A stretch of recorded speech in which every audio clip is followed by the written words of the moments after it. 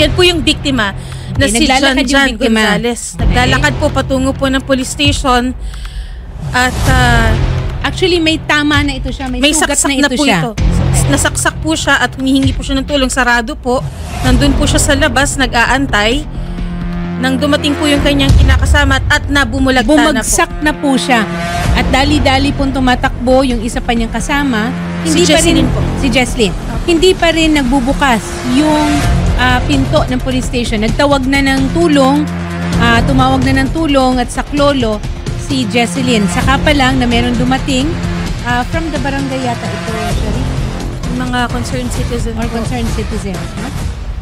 Magandang hapon, Jesselyn. Magandang hapon din po. Pauna muna naming binibigay ang aming pakikiramay sa pagpanaw ng kinakasama mo, no? Oo, mula sa aming lahat dito sa Wanted sa Radyo. Jesselyn, kailan ba ang libing? Sa January 15 po, ma'am. Meron ba kayong mga update sa kapulisan tungkol sa investigasyon? Wala po, ma'am. Kasi po yung nangyari po ng time na yon, nasa ospital na po kami nung pagdala po namin. Kaya ang tumulong po sa amin ng time na yun, ma'am, is yung kapitan po, barangay kapitan po na si Joy Celis. Siguro, nakalipas po siguro ng mga 3 oras bago po dumating yung pulis po doon sa ospital po. Patay na po yung asawa ko po. Jesselyn, pwede mo bang maikwento sa amin? Ikaw yung babae na tumatakbo, na sumaklolo nung bumagsak. Ako po yun. Opo, sa asawa ko po. Ako po yun. Ano ba ang nangyari? Pwede mo bang ikwento sa amin? Ano ba ang naganap? Bakit nasaksak? Anong insidente ito? Ano po, yung insidente po na yun mismo, nangyari po sa tapat ng bahay namin. Ang sumaksak po sa kanya po is yung pinatira namin sa bahay. Suspect po. Pinatira namin sa bahay. Kasi po ang pinag-ugatan po talaga ng issue po na yun. Kumbaga nawala po kasi kami sa bahay. Tumira po kami dun sa mama ko po sa Batasan. Kaya yun, ang ginawa po ng asawa ko, kasi nga para may tumitingin din po sa bahay, may nakakapaglinis din po. Okay. Yung asawa po kasi ng lalaki po na yun, matagal na pong naninilbihan po sa akin, nag-aalaga po ng anak namin. Ngayon po, sabi niya, patirahin mo na lang dito si ate Ben para may kasama sa bahay, saka isama niya yung bago niyang asawa. Okay. Ngayon po, ang nangyari po nun, ma'am, nung pagtira po nila sa amin, ma'am, siguro tumagal din po siguro ng mga 2 linggo o 1 buwan. May nagsabi po sa akin na na kapitbahay po na consign na po sa amin na yung bahay daw po namin ginagawa pong labas-pasok ang mga tao, doon po sila nagsashabu. Naku. Okay, so sa makatuwid, nagkaroon ng engkwentro. Pumunta kayo doon, pinapaalis nyo sana sila. Wala po naging engkwentro. Ako lang po yung pumunta nung time na yun para hulihin ko totoo po talaga yung sinasabi na yun. Pagdating ko po doon, ma'am, yun nga po, nakita ko pa nga doon po, nandun po mismo yung mga adik na time na yon.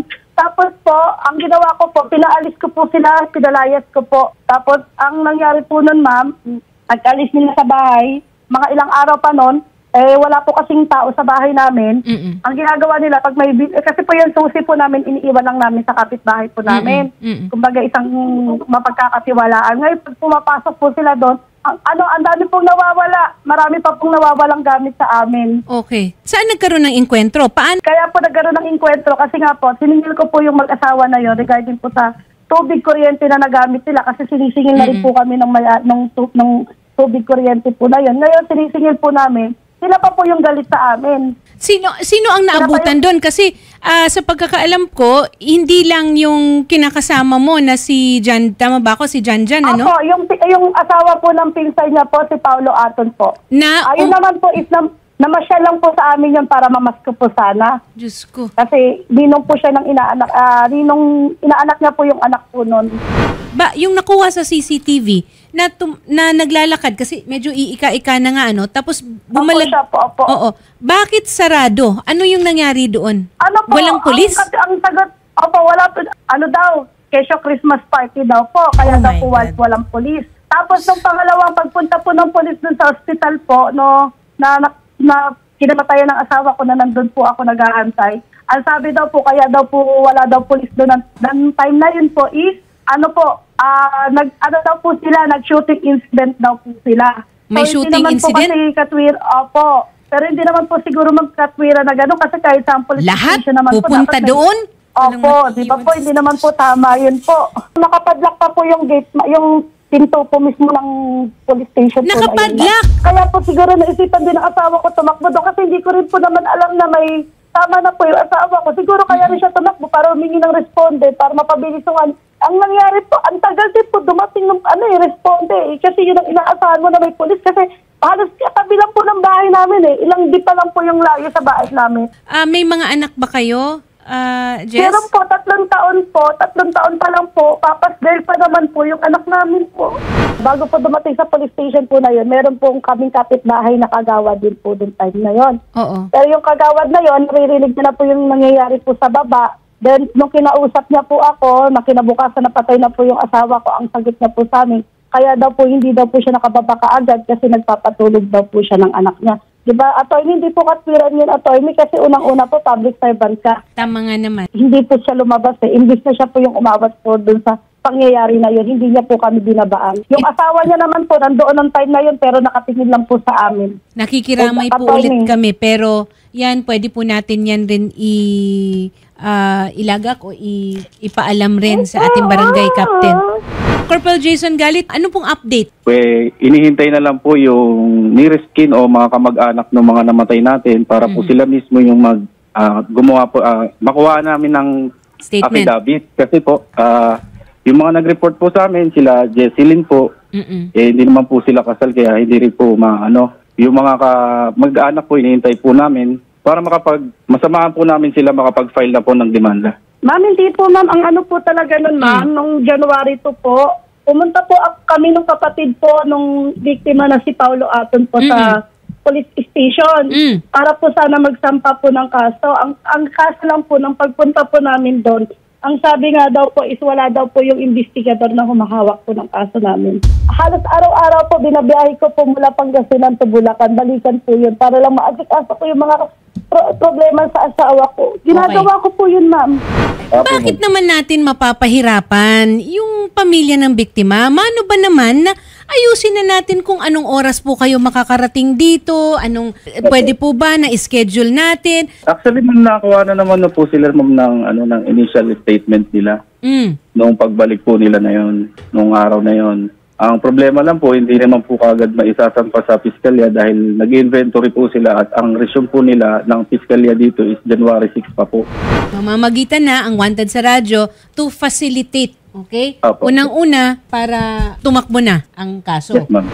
Meron ba tayong information kung nasaan na yung suspect, Corporal Jason? Ang sabi po sa amin ni Jesselyn, ma'am, nung pumunta siya dito, may tinutuluyan po sa Batangas yung suspect natin. Siyempre, ma'am, kailangan po muna nating ma-file yung kaso bago siya magkaroon ng warrant. Lagpas na po tayo sa oras para i-inquest pa siya. So ano na ngayon ang option natin? Kailangan po talaga ma-file yung kaso natin, ma'am. Actually po, yung kapatid ni Paulo, si Paulo Ulysses po, nakausap na po namin, pupunta po siya dito ng 7 p.m. para kuhanan din po namin ng statement. Ngayong araw na ito? Opo, kasi galing po sila may inayos po silang papel at dadaan po sila dito sa station ngayon.